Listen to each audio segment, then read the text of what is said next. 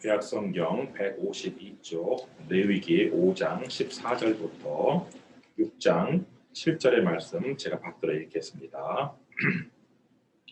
여호와께서 모세에게 말씀하여 이르시되 누구든지 여호와의 성물에 대하여 부지 중에 범죄하였으면 여호와께 속건제를 드리되 네가 지정한 가치를 따라 성소의 세겔로 몇 세겔 은에 상당한 흠없는 순양을 양떼 중에서 끌어다가 속건제로 드려서 성물에 대한 잘못을 보상하되 그것의 5분의 1을 더하여 제사장에게 줄 것이요 제사장은 그 속건제의 순양으로 그를 위하여 속죄한즉 그가 사함을 받으리라. 만일 누구든지 여호와의 계명 중 하나를 부지 중에 범하여도 허물이라 벌을 당할 것이니 그는 내가 지정한 가치대로 양떼 중 흠없는 순양을 속건제물로 제사장에게로 가져갈 것이요 제사장은 그가 부지 중에 범죄한 허물을 위하여 속죄한즉 그가 사함을 받으리라.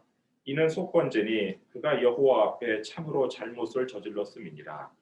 여호와께서 모세에게 말씀하여 이르시되 누구든지 여호와께 신실하지 못하여 범죄하되 곧 이웃이 맡긴 물건이나 전당물을 속이거나 도둑질하거나 착취하고도 사실을 부인하거나 남의 잃은 물건을 줍고도 사실을 부인하여 거짓 맹세하는 등 사람이 이 모든 일 중에 하나라도 행하여 범죄하면 이는 죄를 범하였고 죄가 있는 자니 그 훔친 것이나 착취한 것이나 맡은 것이나 잃은 물건을 주운 것이나 그 거짓 맹세한 모든 물건을 돌려보내되 곧 그 본래 물건의 5분의 1을 더하여 돌려보낼 것이니 그 죄가 드러나는 날에 그 임자에게 줄 것이요 그는 또 그 속건제물을 여호와께 가져갈지니 곧 내가 지정한 가치대로 양떼 중 흠없는 순양을 속건제물을 위하여 제사장에게로 끌고 갈 것이요 제사장은 여호와 앞에서 그를 위하여 속죄한즉 그는 무슨 허물이든지 사함을 받으리라.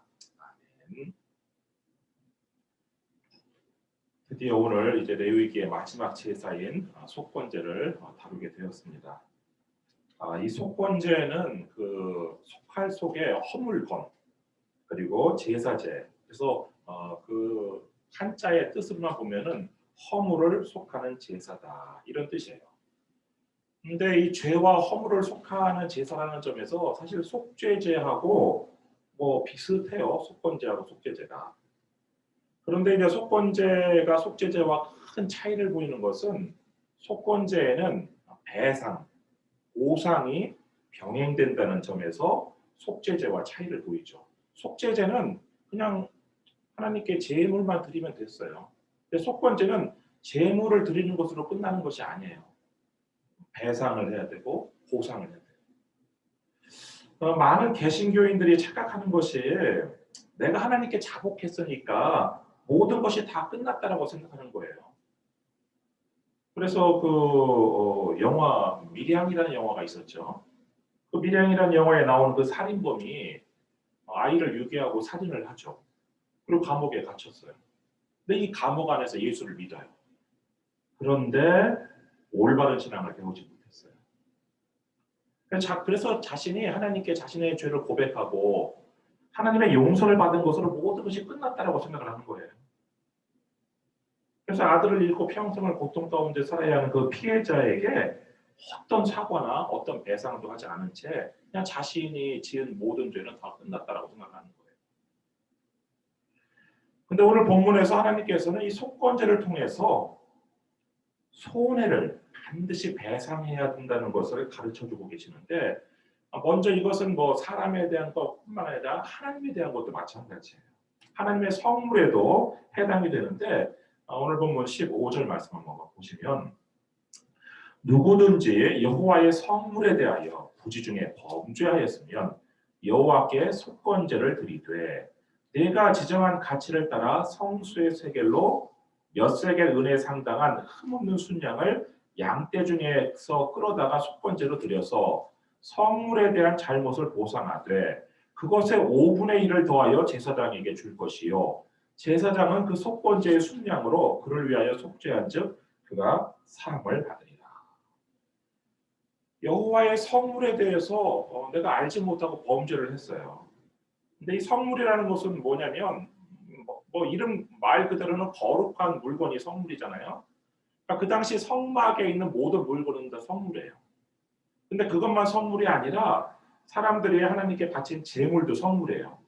그래서 그 뭐 화목 제물의 고기는 매우 성물이어서 거룩한 하나님의 성물이에요.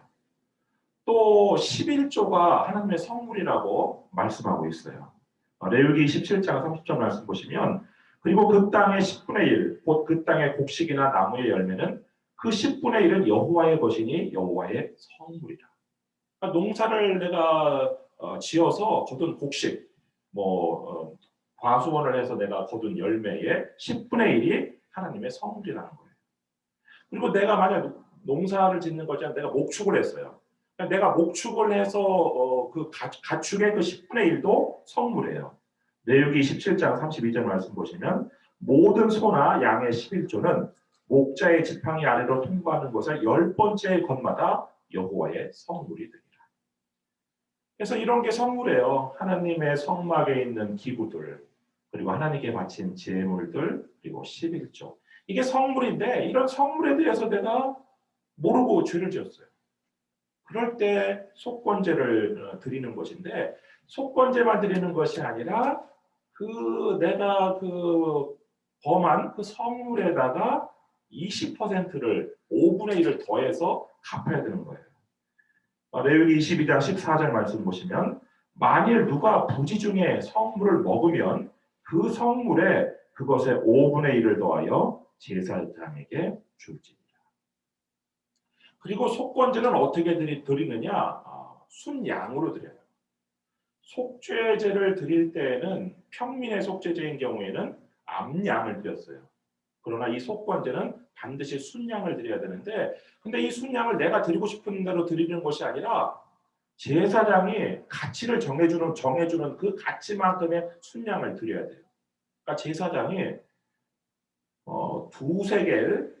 두세 개의 가치의 순양을 드려라 하면은 아무리 흠없는 순양이라 하더라도 한 세겔이나 한 세겔 반짜리 순양을 드려서는 안 돼요. 반드시 제사장이 정해주는 가치인 2세겔짜리의 흠없는 순양을 하나님께 드려야 됩니다. 그렇게 해서 이 속건제를 드리는데 이 속건제를 드리는 방법은 앞에서 속죄제하고 좀 비슷해요. 먼저 제사장이 정해준 가치의 순양을 이제 회막문으로 같이 데리고 오죠. 그리고 자신의 잘못을 자복하죠. 그리고 자신의 죄를 그 순양에게 전가를 하죠. 안수를 통해서 그 다음에 잡아요. 그런데 그 피를 처리하는 방법이 속죄제하고 달라요. 속죄제 때는 번제단 그 뿔에 이렇게 발랐어요. 바르고 번제단 밑에다가 이걸 부었는데 이 속건제의 피는 그냥 이렇게 번제를 드릴 때처럼 그냥 이렇게 뿌려요. 제단 그 번제단 사방에 그냥 뿌리는 것으로 처리를 하고 그 다음에 이 제물의 기름은 속죄제하고 비슷해요. 화목제처럼 기름은 다 떼어가지고 하나님께 불태워서 화제로 드려요. 그리고 나머지 고기는 속죄제처럼 이 제사장에게 돌려요. 7장 레위기 7장 6절 7절 말씀 보시면 제사장인 남자는 모두 그것을 먹되 거룩한 곳에서 먹을지니라. 그것은 지극히 거룩하니라. 속죄제와 속건제는 규례가 같으니 그 제물은 속죄하는 제사장에게로 돌아갈 것이요. 그렇게 해서 이제 제사장이 속건제를 마친 다음에 이제 아무개여 너의 죄가 사함을 받았느니라 이렇게 사죄 선언을 하면은 이제 그 사람이 하나님의 성물에 대하여 지은 죄가 용서받는 것이죠. 그다음 또 두 번째 속건제를 드리는 경우는 계명을 어겼을 때 속건제를 드려요.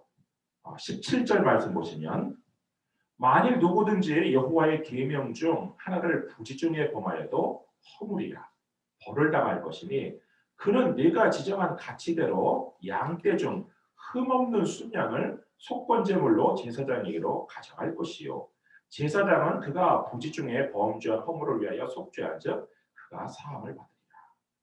근데 이 계명을 어겼을 때는 그 배상이 따르진 않아요. 그냥 계명을 어긴 것에 대해서 내가 속건제만 드리면 돼요. 그런데 이 계명을 어떤 계명을 범했을 때 그랬느냐? 여호와의 계명 중 하나를 부지 중에 알지 못하고 실수로 범한 경우인데, 그런데 이 조건이요, 앞에서 속죄제의 조건하고 똑같아요.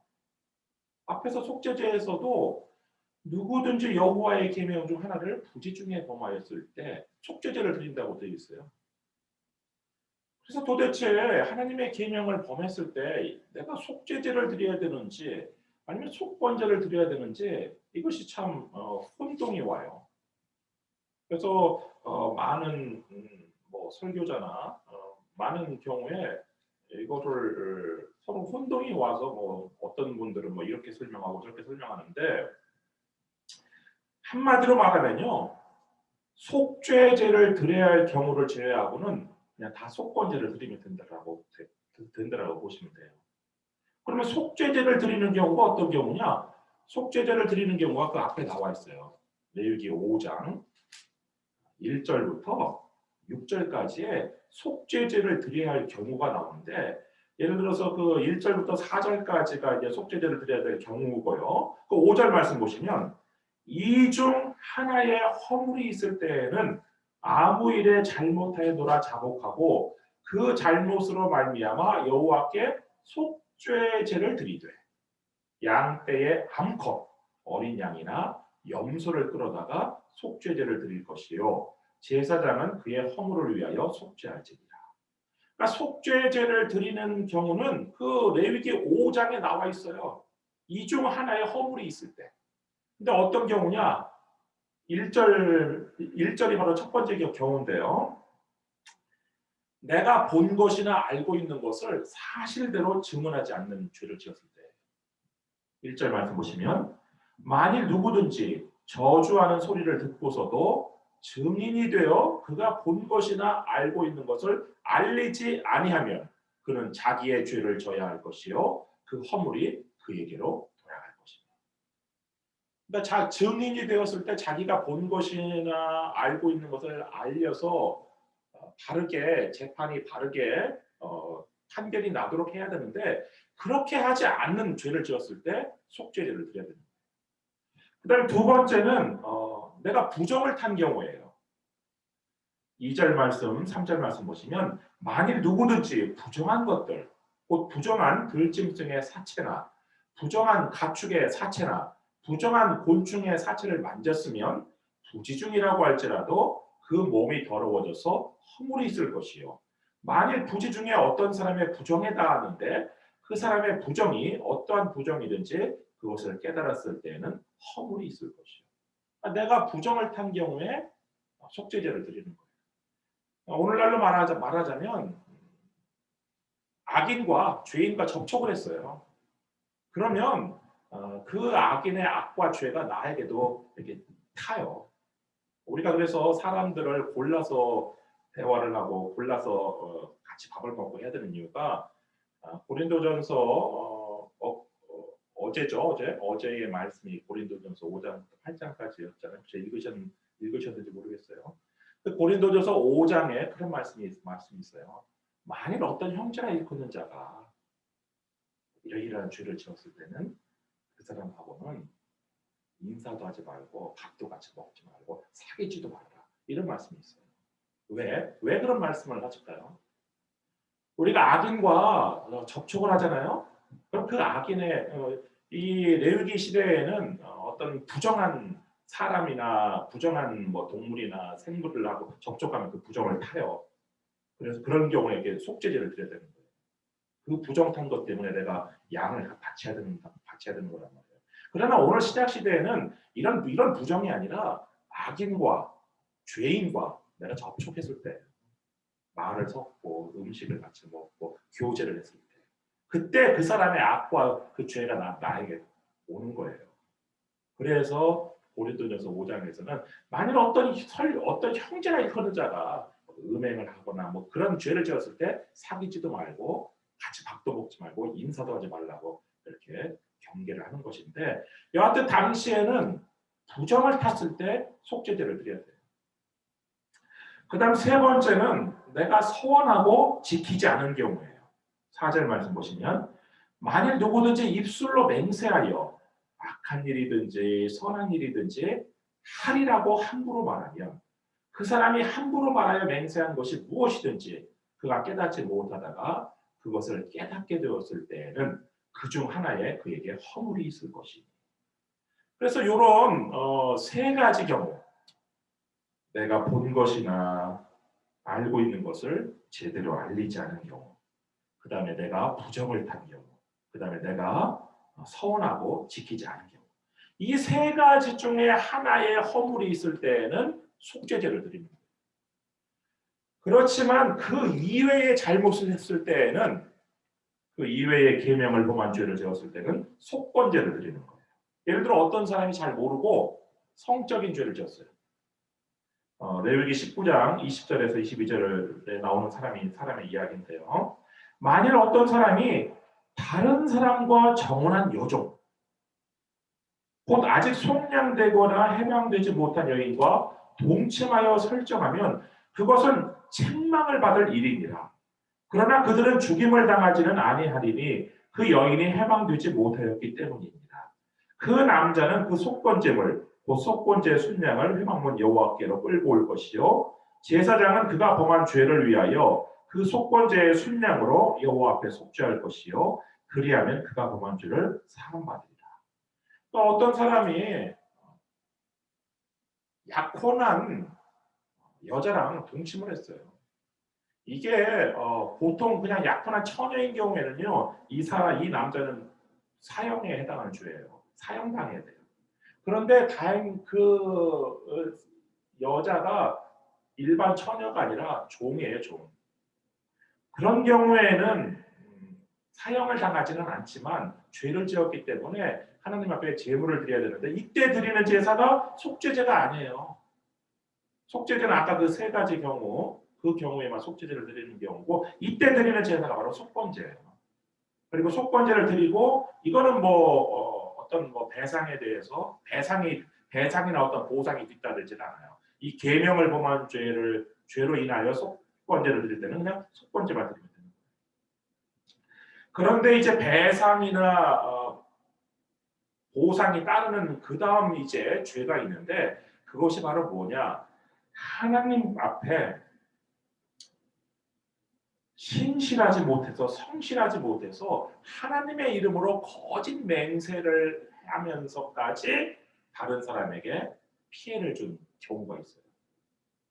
레위기 6장 2절 말씀을 보시면 누구든지 여호와께 신실하지 못하여 범죄하되, 그러니까 하나님께 범죄한 건데 하나님께 어떤 범죄를 했느냐? 곧 이웃이 맡긴 물건이나 전당물을 속이거나 도둑질하거나 착취하고도 사실을 부인하거나 남의 잃은 물건을 줍고도 사실을 부인하여 거짓 맹세하는 등 사람이 이 모든 일 중에 하나라도 행하여 범죄하면, 그러니까 이게 뭐냐면요, 오늘날에는 금고도 있고 은행에 세이프티 박스도 있어서 내가 어디 멀리 해외로 여행을 떠나서 귀중품이 있다 할지라도 그거를 이렇게 보관할 수가 있어요. 근데 당시에는 그런 게 없으니까 집안에서 멀리 여행을 떠날 때 오랫동안 그리고 당시 여행은 걸어서나 나비 타고 가는 여행이기 때문에 보통 몇 개월씩 걸린단 말이에요. 그랬을 때 자기 집에 있는 귀중품을 누구한테 맡기냐? 이웃에게 맡기는 거예요. 이웃에게 맡기는데 이 맡은 이웃이 신뢰하니까 신뢰하는 이웃에게 맡겼겠죠. 신뢰하니까. 근데 이 이웃이 이제 걱정하지 말게, 잘 다녀와, 내가 잘 맡아줄게, 이렇게 했는데 이 이웃이 그 물건들을 보고 견물생심, 물건을 보고 욕심이 생겨나는 견물생심이 생겨나가지고 이 이웃이 돌아와가지고 내가 맡긴 물건 돌려달라고 하니까 잡아떼는 거예요. 오리발을 내미는 거예요. 나 맡은 적 없는데? 언제 그런 거 맡겼어 나한테? 아니면은 그거 도둑놈이 들어와서 훔쳐갔어. 아니면 예를 들어 양이나 소를 맡긴 경우에는 늑대가 와가지고 물어봤어. 이런 식으로 오리발을 내미는 거예요. 그럼 이 맡긴 사람이 이 원주인 입장에서는 막 얼마나 억울하겠어요. 그래서 막 옥신각신하다가 누구한테 가냐면 제사장한테 가는 거예요. 제사장한테 갔는데 이 사람이 뭐라고 제사장 앞에서 얘기를 하냐면 하나님의 이름을 걸고 맹세를 하는 거예요. 나는 저 사람이 맡긴 거를 손대지 않았다고. 아니면 저 사람 맡긴 적이 없다고. 난 맡은 적이 없다고. 아니면 뭐 도둑놈이 가져가서 나한테 없다고. 늑대가 와서 잡아가서 없다고. 이런 식으로 하나님의 이름으로 막 거짓 맹세를 하는 거예요. 그럼 어떻게 돼야 되느냐? 내 출애굽기 22장 11절 말씀 보시면요. 두 사람 사이에 맡은 자가 이웃의 것에 손을 대지 아니하였다고 여호와께 맹세할 것이요 그 임자는 그대로 믿을 것이며 그 사람은 배상하지 아니하리라. 하나님의 이름을 걸고 맹세하면요 이 원래 맡긴 이 주인은 너무 억울해도 그냥 믿어야 된다는 거예요. 뭐 억울해서 미치고 팔짝 뛰겠죠. 그렇지만 이게 뭐 증인도 없고 왜냐하면 너무 신뢰했기 때문에 뭐 맡겼다는 증서를 남겨놓은 것도 아니고 그냥 믿고 신뢰하고 맡겼는데 이 사람이 견물생심으로 그냥 그렇게 했단 말이에요. 이런 죄를 지으면 그게 바로 사람한테도 지은 죄지만 그게 바로 여호와께 신실하지 못하여 범죄한 거예요. 하나님의 이름으로 거짓 맹세한 죄를 지은 거예요. 또 다른 경우는 이제 이런 경우예요. 어떤 사람이 소를 잃어버렸어요. 양을 잃어버렸어요. 나귀를 잃어버렸어요. 근데 그 잃어버린 소를 어떤 사람이 습득을 했어요. 그리고 자기 집을 끌고 갔어요. 처음에는 이제 아이고 누가 참 안타깝네. 누가 이런 걸 잃어버렸지? 그리고 주인 오면 줘야지 하고 있는데 며칠이 지나도 주인이 안 나타나요. 그럼 가만히 보니까 소가 아주 틈실해요. 욕심이 생기는 거예요. 그런데 한 일주일 지나서 원래 잃어버린 주인이 와가 나타났어요. 저 소 혹시 저기 어디서 이렇게 주순 소 아니냐고 습득한 소 아니냐고 내가 잃어버린 소 같다고. 보통은 이제 뭐 정상적인 케이스면 이제 내가 언제 어디서 이렇게 했는데 당신 거기서 잃어버렸냐고 해가지고 돌려주고 그 사람이 고맙다고 이제 사례를 해서 이렇게 훈훈하게 끝나는 게 이제 보통인데 이 사람 마음속에 견물생심이 들어왔어요. 그래서 딱 잡아떼는 거예요. 아니요, 저거 원래 우리가 키우던 우리 소예요. 근데 이 원래 저기 원 주인은 오랫동안 키웠으니까 딱 보면 소의 특징이나 여러 가지 보면 자기 거라는 걸 알죠. 그러니까 이거 분명히 우리 소인데 이렇게 해서 또 옥신각신 하다가 또 누구한테 가요? 제사장한테 가는 거예요. 그런데 이 습득자가 또 제사장 앞에서 하나님의 이름을 걸고 맹세를 하는 거예요. 저거 내가 주순소 아니고 우리 집에서 원래 키우던 내 소라고. 그러면 이 원주인은 억울해도 하나님의 이름으로 맹세를 하는 경우에는요. 그냥 그대로 믿어야 되는 거예요. 지금처럼 무슨 CCTV가 있어서 밝혀낼 수도 있는 것도 아니고 무슨 증인이 있어서 증언을 쓰는 것도 아니라면 그냥 그대로 믿어야 되는 거예요. 그럼 너무 억울하고 팔짝 뛰겠죠. 자, 이 두 가지 경우에 이 물건을 맡은 이 수탁자 그리고 그 물건들을 주순 이 습득자 이 사람들은 하나님의 이름으로 거짓 맹세를 한 죄를 지은 거죠. 근데 이제 이것이 문제는 뭐 문제가 아니라 이게 이제 구별되는 것이 이것이 고의적이고 계획적인 도둑질은 아니에요. 도둑질은 아니고 그냥 물건을 보고선 욕심이 생기는 견물생심으로 인한 죄여서 도둑질로 인한 배상과 이런 경우의 배상이 좀 다른데 이 사람이 죄를 짓고 나서 하나님 앞에 거짓으로 맹세를 한 다음에 양심에 막 갇히기 때문에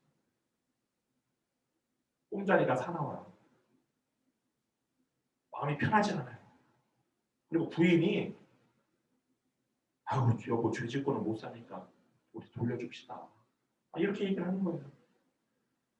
그래가지고 이 사람이 마음을 뉘우치고 그 물건을 원래 주인에게 돌려줄 때 속죄제를 함께 드리면서 원래 주인에게 돌려주고 배상액으로 20% 5분의 1을 더해서 돌려주고 배상하고 속건제를 드리면 이 사람의 그 죄가 사함받는다.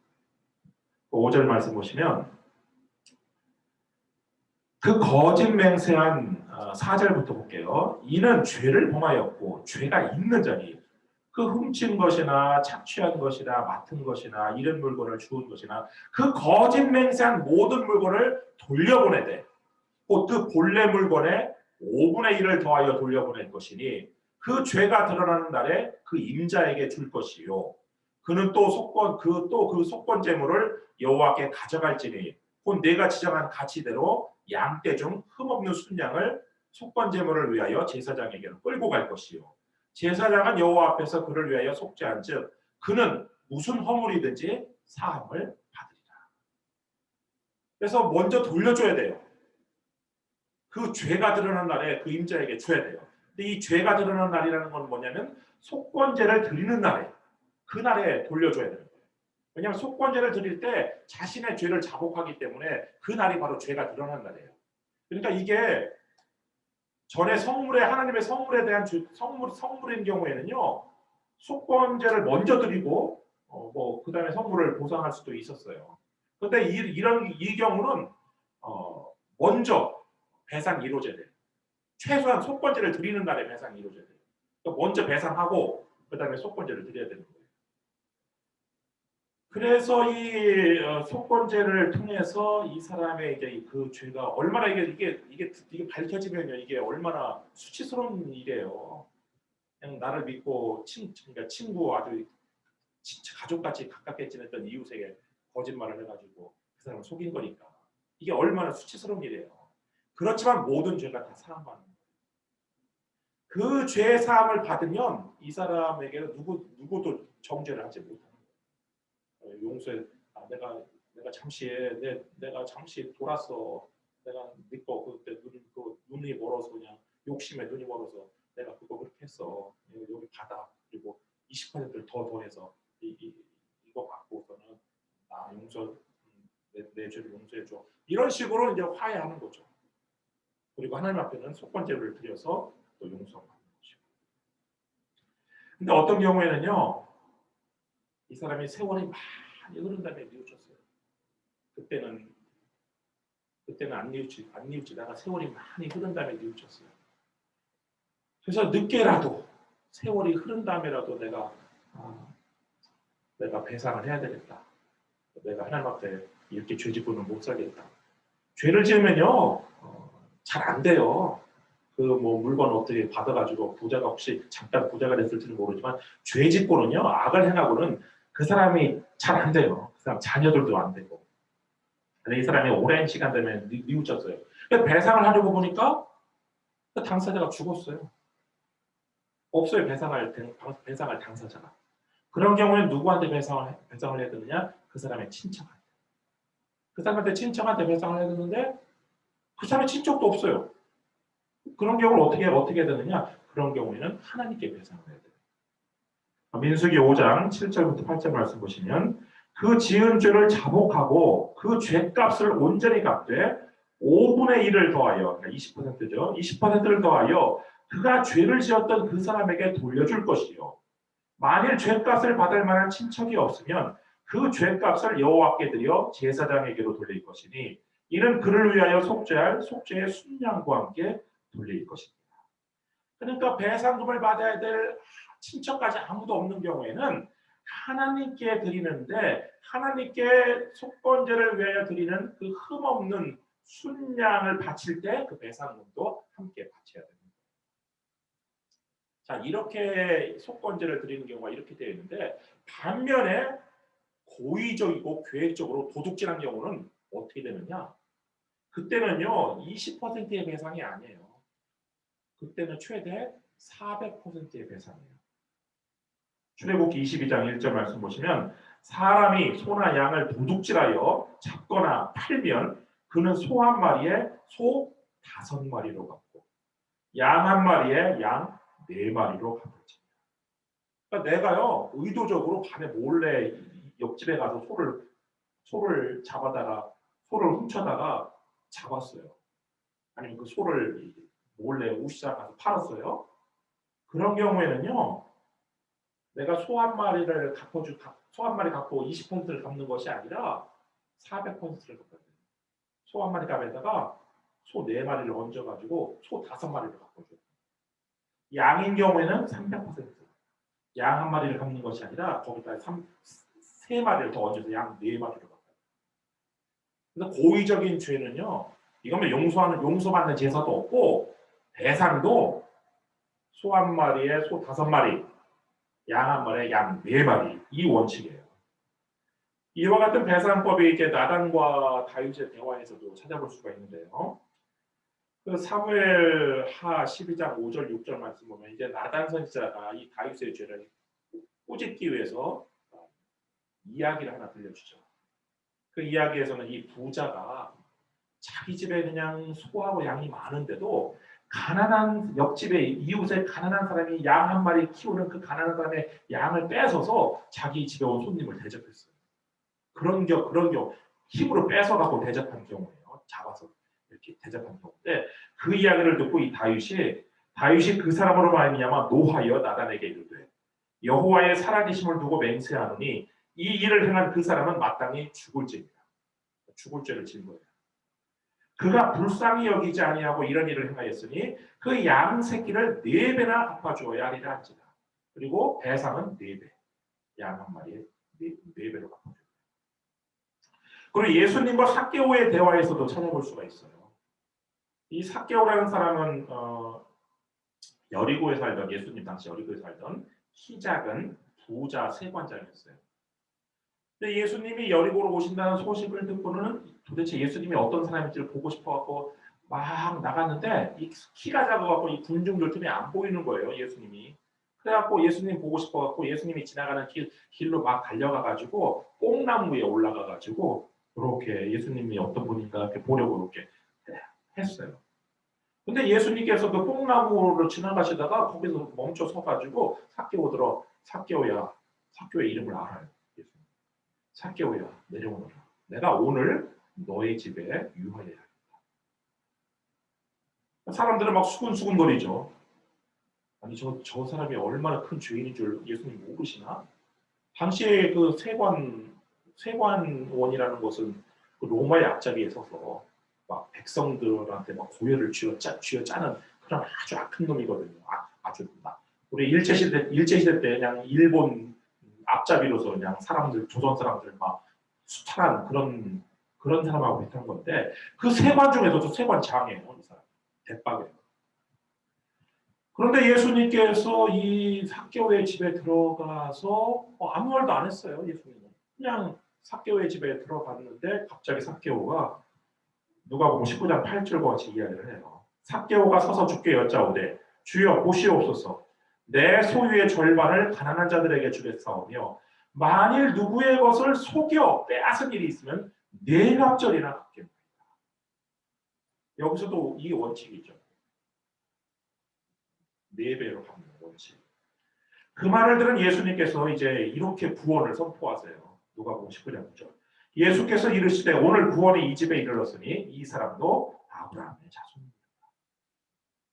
그래서 우리가 고의적이고 계획적으로 지은 죄는요 이렇게 4배로 갚아요.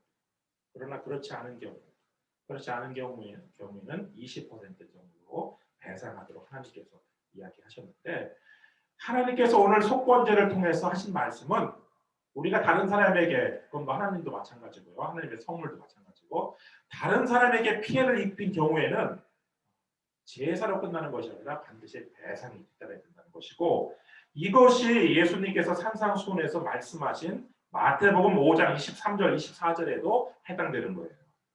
그러므로 예물을 제단에 드리려다가 거기서 내 형제에게 원망 들을 만한 일이 있는 것이 생각나거든요. 여러분 형제가 원망하는 경우가 어떤 경우겠어요? 그냥 말다툼한 경우요? 아니에요. 말다툼한 경우는 그냥 감정이 풀어지면 되는 거예요. 그 사람에게 내가 어떤 손해를 끼친 거예요. 그 사람을 속여가지고 손해를 끼친 경우예요. 그런 경우에 예물을 제단 앞에 두고 먼저 가서 형제와 화목하고 어떻게 화목해요? 그 사람의 손해를 내가 배상하는 거예요. 여기서 배상은 뭐 최소 20% 넉넉하게 배상하고 화해한 다음에 내가 잘못했어. 그때 좀 내가 눈이 멀어가지고 그렇게 했어. 그렇게 화해한 다음에 와서 예배를 드려야 된다는 거예요. 예물을 제단 앞에 두고 먼저 가서 형제와 화목하고 그 후에 와서 예물을 드리라. 그래야만 내가 바치는 예물, 내가 바치는 예배를 하나님께서 연락하십니다.